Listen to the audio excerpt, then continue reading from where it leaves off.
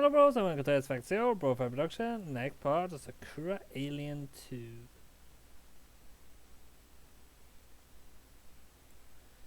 Well, that has to do it for now. So let's jump into where we left off. I tried to catch Professor Sky when she tripped over the floor, and one thing led to the other. Now I'm laying on the floor, unable to move anywhere. Professor Kai is now laying on top of me in the middle of the hallway, pinning me to the floor with both arms. Her legs, clad in her black pantyhose, are entwined with mine, and her surprised eyes look very large indeed. Her face is so close she could probably dip her head and kiss me if she desired. Professor Kai's impressive chest heaves up and down with every exhalation, and her cheeks are tingled pale pink. There isn't much space between us. I can feel the warmth of her body bleeding through her clothes. It helps offset the chill of the wintry air somewhat, but I think things might be getting a little too heated between us. This is hardly an appropriate position for a professor and their student to be entangled in. Oh dear. Professor Kai stammers, all the while blinking rapidly. My apologies, Mr. Tagai. I was lost in thought and, well, you can see what happened. I must learn to be more careful. I hope I haven't harmed you in any way.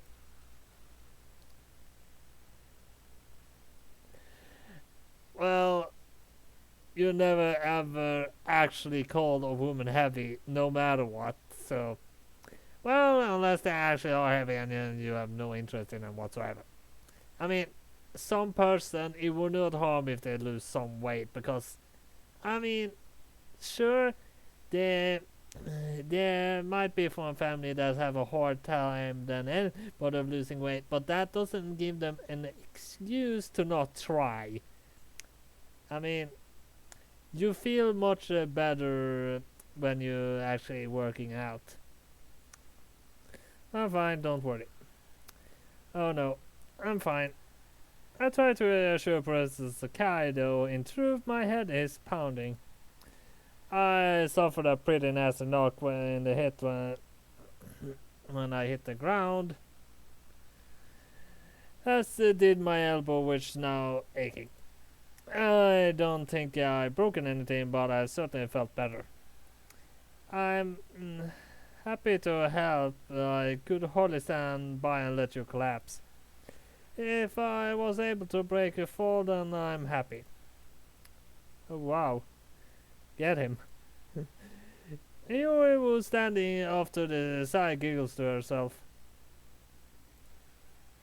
I was even trying to put the moves on his professor.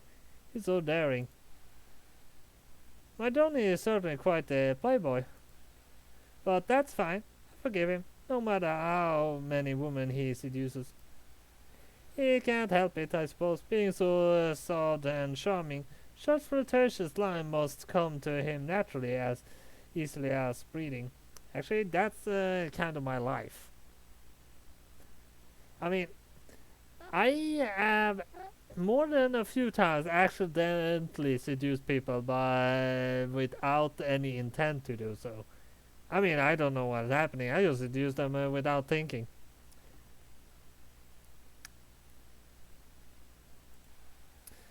Oh, give it a rest, you two. I'm not trying to flirt with my professor. I'm just being a decent human being. And since when does being a decent human being involve being pinned on the floor looking all rumpled? You look just like the models in those lewd magazines you keep hidden in the back of your closet, darling. What lewd magazines? Just ignore Ina. She doesn't mean anything by it. Yes, I do. I'm talking about... My reading habits are irrelevant right now. Actually, I do have a few magazines of that, but it's actually not as people think. I actually do like the articles in that. I mean, there are military articles and other articles that I actually enjoy reading beyond the other parts. So, yeah, those usually have the best articles when it comes to it. So, I mean, it's not always as bad as people think. I glove at Tina still pinned to the ground beneath Professor Sky's weight. Why does she have to choose now of all times to bring up those magazines? There's never a good time to talk about such material, but it's even worse now with Professor Sakai's body being pressed up against me. I did just have to say though that the articles are actually pretty good in it. My imagination's running wild as it is without her making things more awkward. In any event, I'm truly remorseful about this. I fear I've done nothing but make a nuisance of myself since meeting you, Mr. Tagai. I promise I'm not always this careless. That's fine, I believe you, so, I look at Professor Sky, whose face is still very close to mine, and flustered. Would you mind getting off me if you're able? The floor isn't very comfortable. And I apparently intentionally it's awkward being stared at by Ina and Hiyori. Oh yes, my apologies. Once more, I'm so very dazed. I mustn't be thinking clearly. I will get off you at once. I hope you can forgive me. It's fine. Like I said, no harm was done. My back does hurt though. While being pinned to the ground by Professor Sakai wasn't a bad experience per se, I'm not sure it's one I'd want to repeat in a hurry. Not with Hiyori and Ina present in any event. If Professor Kai and I were alone, then maybe. But wait, what am I thinking about? Now is no time for idle musings. I already have Ina and Hiyori, isn't that enough to satisfy me? Usually not. I mean, sometimes one person, two person, three person, or however many persons aren't enough always. Sometimes you need even more to be totally satisfied.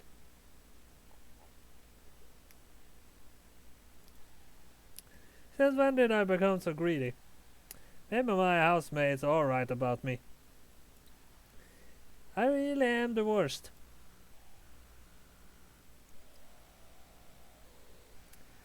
With the astronomy club activities over for the day, or night I suppose you could say, I walk back to my apartment with Ina.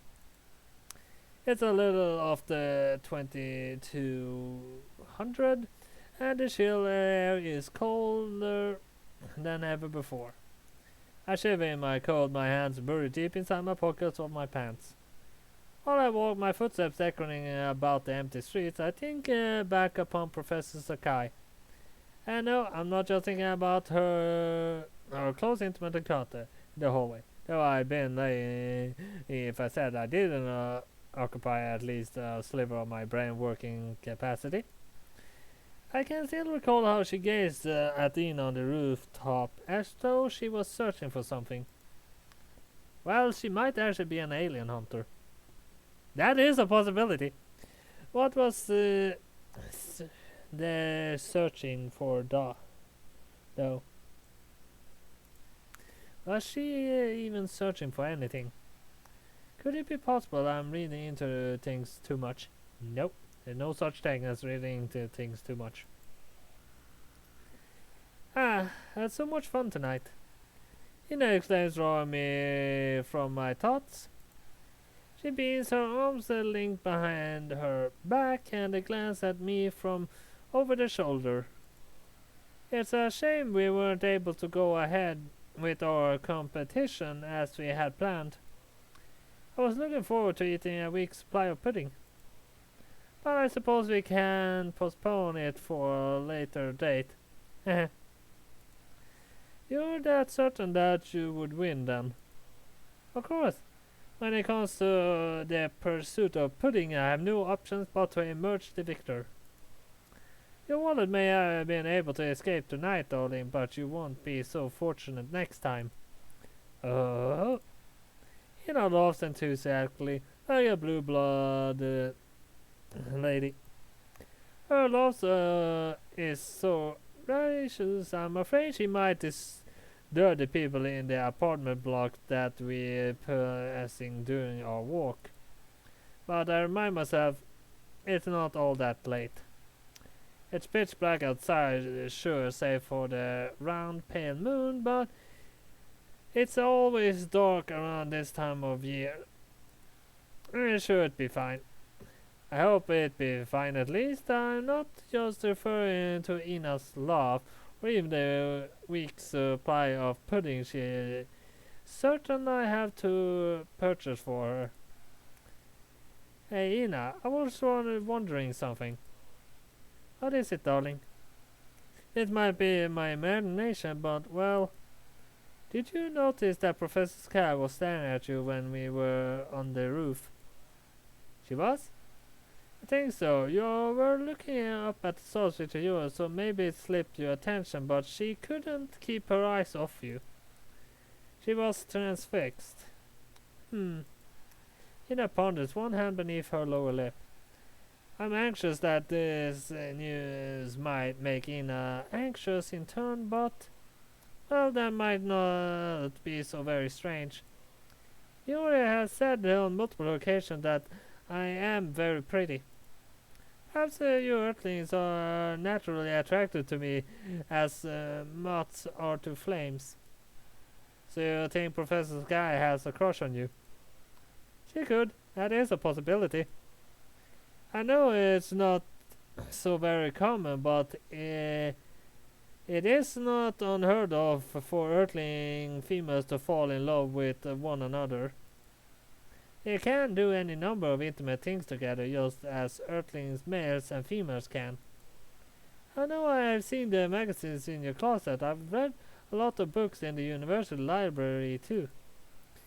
I became quite a professor myself when it comes to matters of earthly intimacy. I don't know if that's something you should sound so proud about. I flick Ina's forehead and she winces. What are you, Fruit?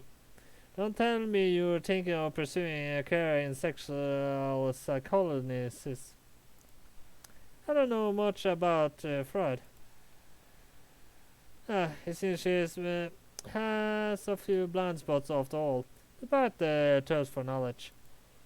But I do know that love is something which should be celebrated regardless of whether it is between a male and a female, or two males or two females. Some of the books I have read have documented interspecies romances between females and vampires, or males and feline females.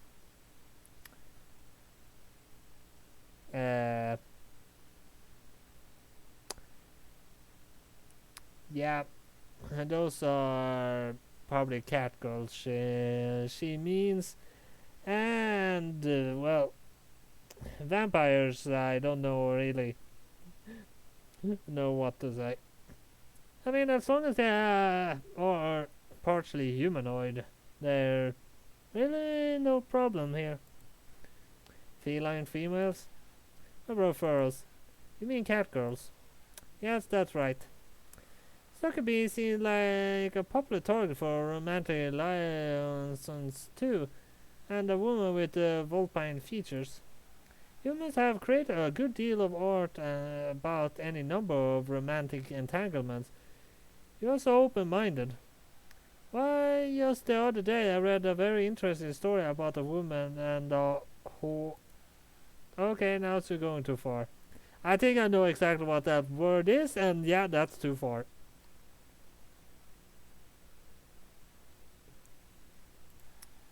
I give Ina's forehead another flick. I don't know what Ina's been reading exactly, filth would seem, but I might have to start vetoing that book she checks out at the university library. I am even surprised that university library has such books. Those books are not meant for a library of any country. Why does the library even have books like that? I can understand the slew of vampire romance novels that are pretty popular, and there's nothing too strange about a catgirl or a Sockeby, but horses? Sticking to the realm of fantasy being one thing, but there are limits. In any event, I doubt Professor Guy has a crush on you. What? But why? Don't you think I'm cute? You're very cute, but that isn't the issue here. Professor Guy wasn't staring at you so as somebody might their crush. The gaze felt more intense somehow. Is there anything more intense than romance? Maybe not, but a frown? I think you should try to keep your distance from her. I don't trust her. Why am I? A smiley Ina loops her arm through mine, then presses our bodies close. Are you worried she might steal me away from you, darling?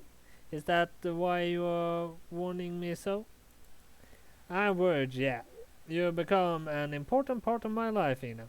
I don't want anybody discovering your true identity, and I definitely don't want them coming between us. Not even if said person is a beautiful, slightly gothic older woman like Professor Kai. She easy on the eyes, certainly, but that wouldn't be enough to console me should she start causing problems. I'm content with my life as it is. I don't want it falling apart on me. I try to look after you as best I can, but you need to be more careful too. You can't let anybody know you're an alien, least of all Professor Kai. That would cause all kinds of problems. I think you may be worrying unnecessarily. But alright.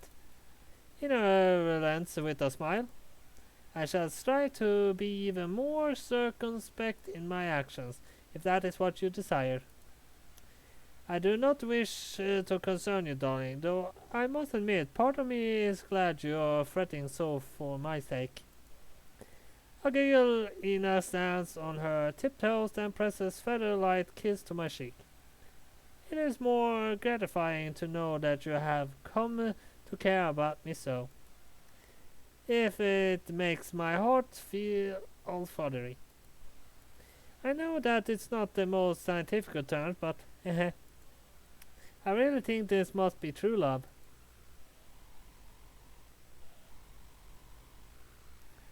The following days that passes are dominated, or so it seems, by Professor Kai's presence. I see her on occasion when I commute to the campus with Hiyori, though yet to spy her sleeping on sidewalks as she did during our first encounter. I guess she learned from that little mishap because she swapped out her favorite heel for a pair of flats. I see her on campus too during my lectures and later in the astronomy club room and up on the roof. Professor Sakai appeared in my life like a bolt from the blue, but now she's become more entranced in than I ever imagined she would. When she looks at me, it feels like she's searching for something, but I think her real point of interest is Ina. Her eyes seem drawn to Ina as though by a powerful magnetism.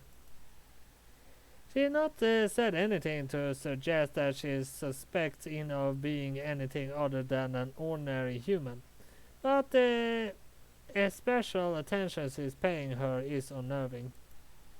I'm sure something is awry, but I have no idea what it is. Left with no real way of raising the subject to Professor Sky, for fear of rousing her suspicion, I instead of focus on trudging through the days with as impassive an expression as possible. It's exhausting if I'm being quite honest, perhaps even more so than dealing with the broken boiler was. Fortunately, the landlord has since fixed that. Ina for the part seems utterly unaware of Professor Sakai's attentions. She is behaving in much the same manner as always, really without a smile on her face. I'm glad Ina's sheer nature has been so unaffected, but it does worry me. I wish I knew what Professor Sakai was after, but I have no idea what that might be. This all seems set to change on Wednesday lunchtime, however, at the close of one of Professor Sakai's lectures. I'm almost at the entrance of the lecture hall, ready to slip away with my fellow students when she calls me back. Excuse me, Mr. Sakai, but may I have a word? I don't much want to have a word with Professor Sakai unless she's said word is goodbye. I've been seeing quite a lot of her lately, but I don't want to be rude. Yes? I examined Professor Sakai blankly, doing my level best to keep an encroaching anxiety from my features. I have to look neutral. That seems paramount given the circumstances. Is something the matter, Professor Sakai? You could say that, I suppose. Professor Sakai frowns, her arms folded beneath her chest. Her chest might be impressive, yeah, but not even the sight of her sweater puppies are enough to offset the nerves hammering of my heart. I started to feel sick. I have something very important I would like to discuss with you, though we can't do it here. I would prefer if we could go somewhere private, such as my office. This is a delicate matter, you understand. Delicate? Professor Sakai nods. The fate of your little club is hanging in the balance. I know you feel strongly about said club and its members. I doubt you would want any misfortune to befall them. Your bond with your friends is impressive, but it's easily exploitable too. I hate to use your best qualities against you when you have been so very good to me, but I have a duty I must uphold as a member of the university faculty. I am acting only as I feel ought to. So please do not despise me for this. Okay, now I'm really starting to panic. I thought there was a chance as I shuffled my way back to Professor Sky that she wanted to talk about something innocuous, like my grade, but this sounds serious. Why is she dragging my friends into this matter? She said as much, but this has got to be about Ina. I'm certain of it. I swallow all of a sudden, then my throat feels very dry. I'm afraid I don't know what you're talking about, ma'am.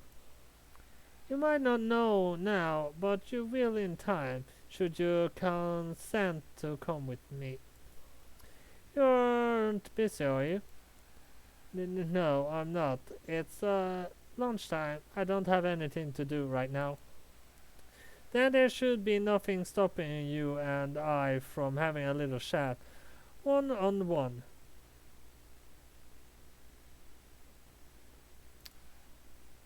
What do you say? Professor Guy posits this question to me in a perfectly cordial manner, but she must know I'm no real choice in the matter. Not after she spouted all that cryptic stuff about the welfare of my friends. It was veiled true about the 3 layers of obfuscation, but I'm not stupid. I can recognize a threat when I hear one. Professor Kai means to tell me something I won't like, and she knows I won't like it. She wouldn't want to talk to me in her office otherwise.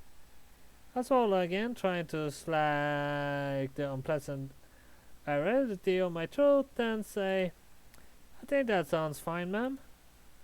Please lead the way to your office. I had no objections. I was about to sneeze, but it came and then just went away like nothing. That's weird. I thought you might say that. Professor Kai smiles thinly, but its smile which lasts only a few moments. She picks up her fashionable coat, folding it over one arm, and heads to the entrance of the lecture hall. Now come with me. I suggest that you remain alert during your talk, Mr. Tagai. Keep your wits about you.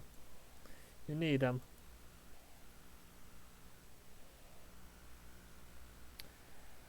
That's not an office you should have in a school. Now let's get down to the brass tacks. Professor Sky observed me coyly, one leg crossed over the other. She's sitting at her desk in her office, which isn't particularly large or imposing, but it's quite fancy. There's a large window by the desk which lets in a lot of pale wintry light, which illuminates the few framed landscape paintings on the walls. There are bookshelves in the corners filled with the paperbacks and a few filling cabinets standing to attention like soldiers. Professor Sakai's desk, meanwhile, is made of wood, and it's piled high with miscellanea, all neatly arranged. Her desktop monitor is shut off, and beside it rests a stack of books, several essays or Professor Sakai must have been in the process of marking, and a cup of half-drunk coffee which I smear of lilac lipstick on the rim. A single glance tells me that this is the office of a mature, hard-working woman. Not that I need to look around Professor Sky's office to tell as much. I already knew she was a sensible woman. It is strange, though, I mused, that I can't see any personal effects scattered about on the coffee cup with the lipstick-stained rim. I can't see any photographs of Professor Sakai's desk of family members or friends. There are no signs in her office she has any family members or friends at all. Her office might be neat, but it's a bit staid. Something about it made me feel on edge. Oh well, maybe that can be the attitude or the fact that she implored me to come here with her in the first place. I'm not entirely sure what it is she wants to tell me, but I have no doubt it must be something serious. If it wasn't, she wouldn't be looking at me like that. Let me be upfront with you, Mr. Tagai. I've been observing the activities of the astronomy club for some time now, and I have come to the conclusion there is something strange about your fellow members. Is it strange? That's all. I'm trying and failing to keep the stutter from my voice. What do you mean exactly? It is hard for me to pinpoint it, but something does not seem quite right about those girls you spend time with. And I'm not only referring to Miss Ina's status as an outsider. She really ought to be enrolled as a student here. She makes my make frequent use of the university facilities. Oh well, we have been through that already. I'm still not pleased about that, but this issue extends beyond these minor quibbles. Right, can you be more specific than that? I'm afraid I cannot. I'm operating on a gut feeling as opposed to anything concrete. I do not have any solid evidence to back up my beliefs, but I believe you are hiding something from me. Well, aren't everyone? Is that true, Mr. Guy? What? What? Oh, no.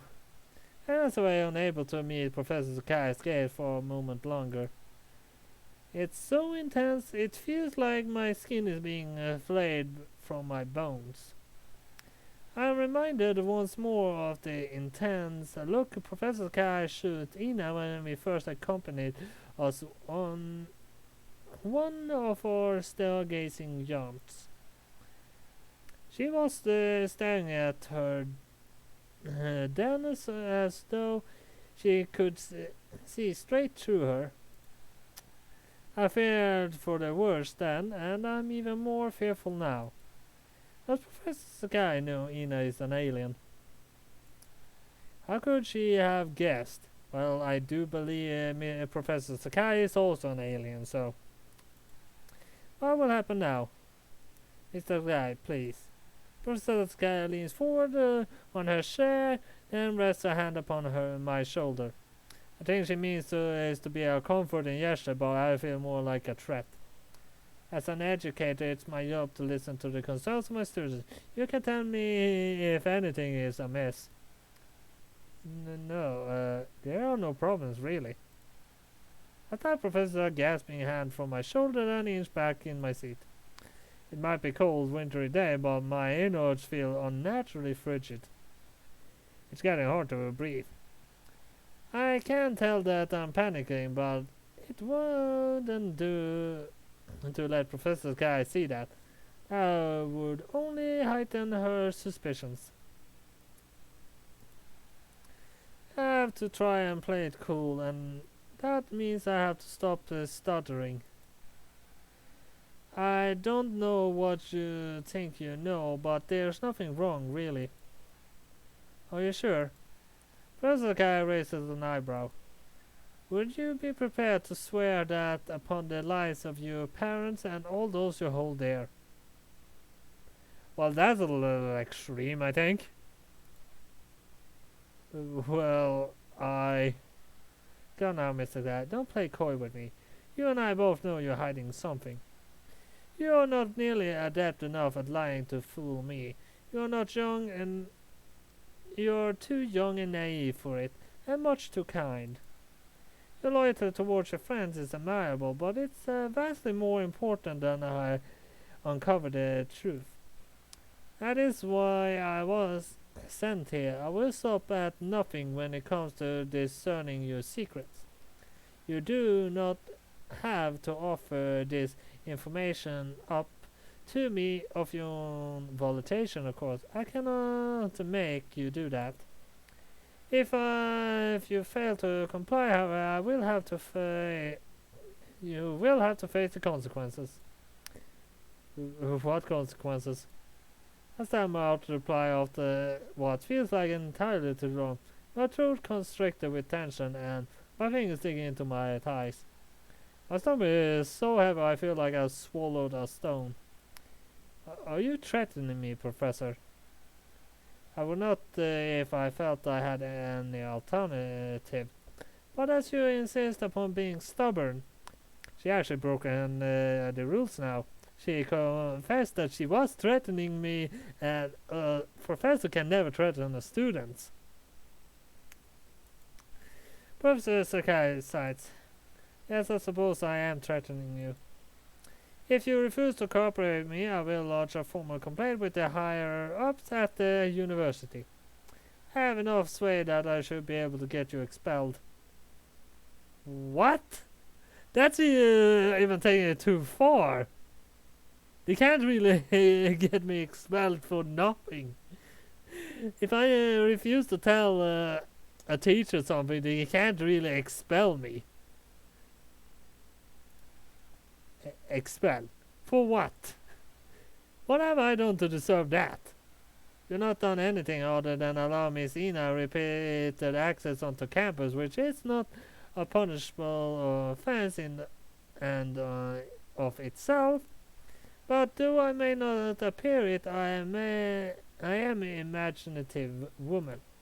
I'm sure I could fabricate one of two reasons for your dismissal. I could even get you arrested if so I desired. You can't actually arrest a minor. A minor can't be arrested. That's actually impossible. Of course, they can go to UV, but there's an age limit for that also. You need to be at least 16 to go to UV, and beneath that you can't be arrested or anything. I mean, she's taking it too far. I'm gonna go all out battle to her if I get a chance. Am I making myself plain? then you mean to ruin my future by telling a bunch of lies. It sounds so very underhanded when you say it like that, but I suppose that is the long and short of it, yes. I don't feel good about doing this, you understand, but I'm no option. I need to know what you know about Miss Ina Misakasaka. I'm dedicated to my job, and I will stop at nothing to see it through under the bitter end, no matter who gets hurt. Some things are more important than one integrity. Of course, things needn't progress so far. I have no desire to get you expelled. I know how serious you are about your future, and I want to see you flourish. You need only confide in me all you know, and I will rescind every one of my threats, and gladly too. You can do that, can't you? You just need to be honest with me. A small smile plays about Professor Kai's mouth. You can hardly castigate me, Mr. Kai, for plotting to tell untruths, but when you have failed to be honest with me from the very beginning. I don't. Opens my mouth and closes it. If I was overwhelmed, I have no idea what to say. I didn't have much hope when Professor Sagai asked me to come to the office for a talk, but the ultimatum she has given me is worse than anything I could have anticipated. It actually is actually worse and actually illegal. She actually can go to jail for a very long time for actually just threatening a student. That is a minor also.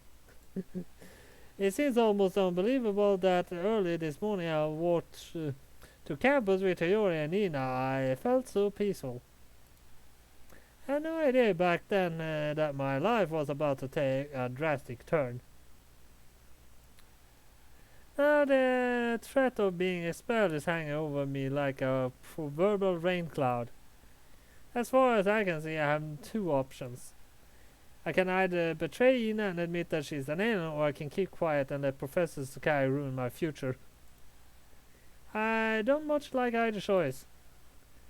This doesn't seem right. Surely there's something else I can do. Can we talk about this? Time for talking, I'm afraid, has long since passed. I'm laid out my turn. You need only accept or refuse. I will not flinch from my position, although I just want to crack the Professor Guy defense eagerly. Perhaps pathetically so, like a dog with a bone. Is there something I can do for you, Professor? Just say the word and I'll try to help you. I'm willing to do almost anything, no matter how menial, if you leave me and Ina and Hiyori alone. I cannot promise to leave you three alone, alas, but there is one favor you could do for me, if you are willing. It is a bit embarrassing, but well... Professor Kai dips her head and shakes pale pink beneath her foundations. I have seen how close you are with Miss Ina Misakasaka, and I cannot help but think, well... She bites her lower lip. I suppose it made me feel somewhat jealous, not as an educator but as a woman. I just want to be close to you as well, Mr. Tagai. There's nothing I desire more, in fact.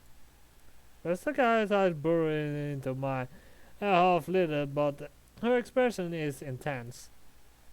I can't meet her gaze without squirming. I feel like I'm about to melt. I arrived in Tokyo very recently, you know. For the sake of this job, I have not lived here before. The city is uncharted territory for me. I have no family here, nor any friends. I'm somewhat awkward in case you hadn't noticed, and I find it hard to meet new people, particularly given how busy I've been acclimatizing myself to my new job. I've been on my own during these last few weeks. I am a grown woman, so I can bear with it, but even I can feel lonely. Often I lie awake at night wishing I had somebody to console me. Versus Sakura leans in, her fingers cup my cheek, bringing our face closer still. And there's nobody I desire more during these lonely hours than you, Mr. Tagai. Or should I say Haru? Would you give me what I want? You don't have to devote yourself to me completely. I'm not that selfish. I know you have a special bond with those two girls from the astronomy club, which can't be broken. I only want a few moments of your time, that's all. You won't turn me down, will you? Well, damn, if it was uncertain before, there's no doubts now. This guy might be a professor or her student, but she's definitely positioning me. I might be dense. It took me an age before I realized he already had the hots for me, but it's not that dense. This guy is so close to me now, I could lean in and kiss her if I wanted.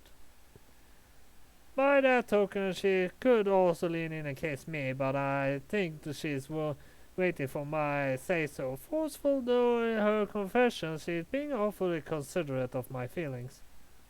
Professor Sakai's face is on fire and her chest is heaving beneath her charcoal grey sweater. I can't hear the beating of her heart, but I bet it's going crazy. Professor Sakai tries to act aloof and above it all, but she can't mask her real feeling. They're written all over her face. Her openness is certainly enticing. I don't know if I'd be opposed to kissing her if that's what she really wants. But what do I want? Can I really go along with this?